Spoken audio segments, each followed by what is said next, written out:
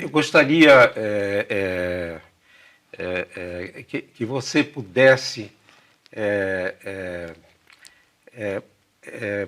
dizer a importância da Rede Sara, que hoje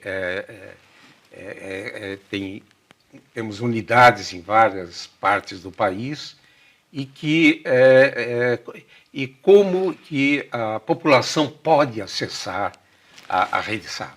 Perfeito. Primeiro, assim, dizer que isso foi generosidade do Dr. Campos da Paz. Dr. Campos foi um mestre, um grande professor. Com ele, ele me convidava para eu ser diretora e eu não queria, eu já fazia gestão, mas não queria ser diretora. Depois me tornei diretora em 94 e para implantarmos juntos a rede. Então, ele foi uma pessoa muito importante no processo de implantação e de construção dessa rede. E hoje nós atendemos a 1.700.000 pessoas. O acesso, todo atendimento é público, isso é muito importante. E a gente recebe pessoas de todas as classes sociais. A pirâmide socioeconômica do Sara, quando a gente vê das pessoas que nós tratamos, é igual à do IBGE, é igual à do IBEP. Então, significa que tem essa capilaridade, que é muito importante. Então, estamos atendendo a 1.700.000 pessoas por ano, nas 9 unidades, com essa possibilidade de acesso que é bem simples, todo via internet. Que bom. Nós vamos fazer um rápido intervalo e voltaremos já já com essa interessante conversa com a doutora Lúcia Vilardino Braga.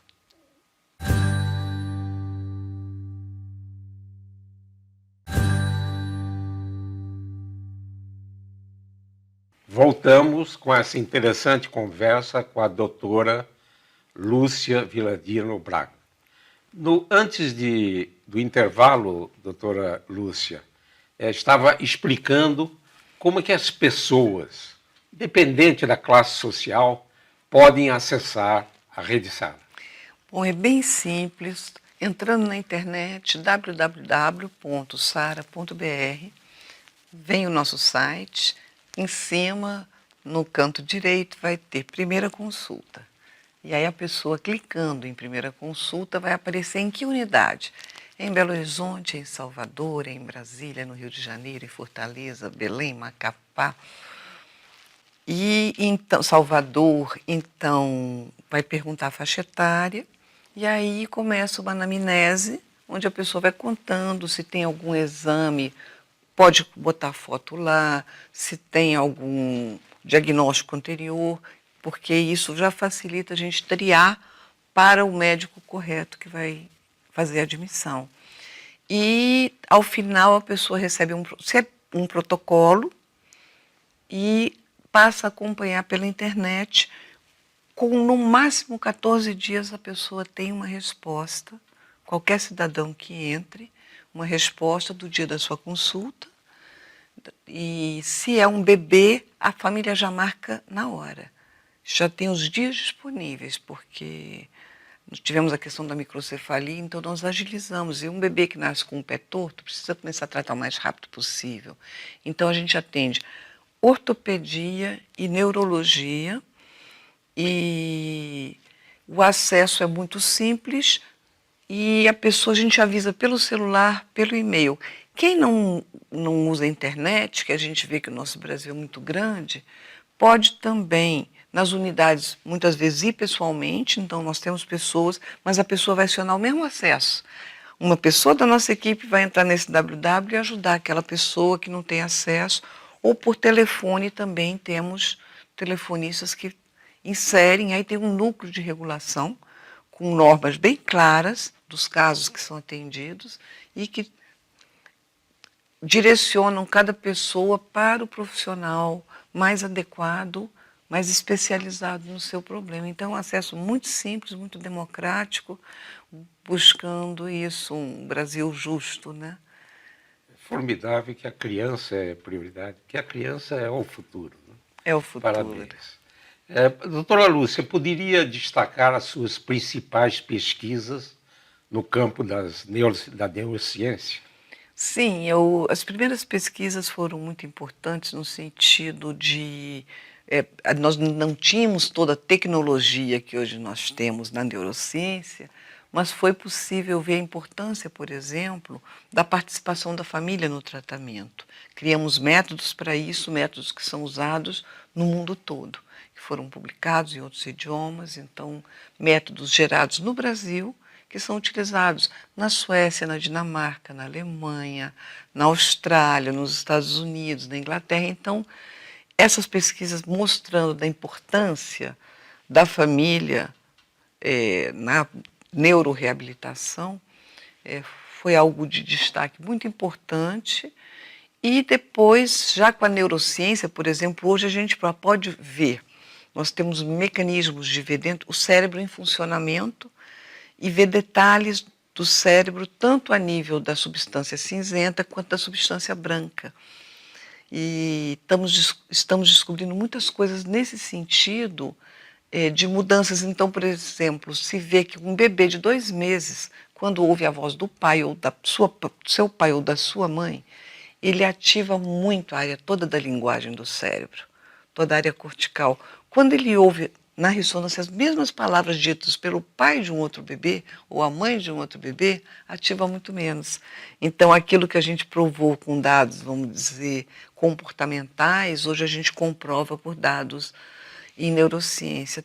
Estamos pesquisando muito, publicamos também, inclusive na Science, um trabalho sobre educação e desenvolvimento de redes neuronais. Porque nós trabalhamos no SARA com reabilitação. Reabilitação é um processo educacional de aprender juntos. Então, nosso objetivo era saber o que a aprendizagem pela neuroreabilitação modifica no cérebro de pessoas que têm uma lesão cerebral ou que não têm. Então, começamos a trabalhar com analisar, comparar o cérebro do iletrado com o cérebro do letrado. E é impressionante ver uma formação de toda uma rede neuronal a partir do letramento. E a gente pode ver, então, que toda a área de substância cinzenta vai mudando. Isso, as ressonâncias magnéticas funcionais, a gente teve acesso a partir de 2000, 2001. O mundo teve acesso a essa tecnologia. E depois passamos a ter acesso à tractografia, que nos permite ver a substância branca. Isso é uma coisa muito interessante, porque antes era assim, fulano tem muita massa cinzenta, se achava que a massa cinzenta só que era importante. Hoje a gente sabe que não, que a substância branca ela é muito importante. Se há uma lesão na substância branca, as consequências são muito sérias. E a gente vê, por exemplo, que o letramento provoca um aumento da via que liga, por exemplo, a área da fonética com a área relacionada ao significado, que é um fascículo. Então, a importância, hoje nós estamos estudando muito as mudanças provocadas no funcionamento cerebral. Isso nos dá muita esperança e traz um outro olhar, porque vemos pessoas fazendo redes neuronais aos 60 anos, aos 70 anos. Então, a neuroplasticidade, ela existe, a gente precisa estimular para que as pessoas possam desenvolver o seu potencial e isso nos previne de doenças, como, por exemplo, se eu tenho muita reserva cognitiva, quando vem uma doença, uma demência, por exemplo, para aquela pessoa, começa a haver alterações cerebrais, tem muita reserva. Então, muitas vezes, nem se observa no comportamento, porque é um cérebro muito exercitado. Então, precisamos exercitar muito o cérebro e a gente tem mostrado que, por exemplo, depois de um traumatismo craniano, faz novas redes neuronais. É bem feito um processo de neuroreabilitação.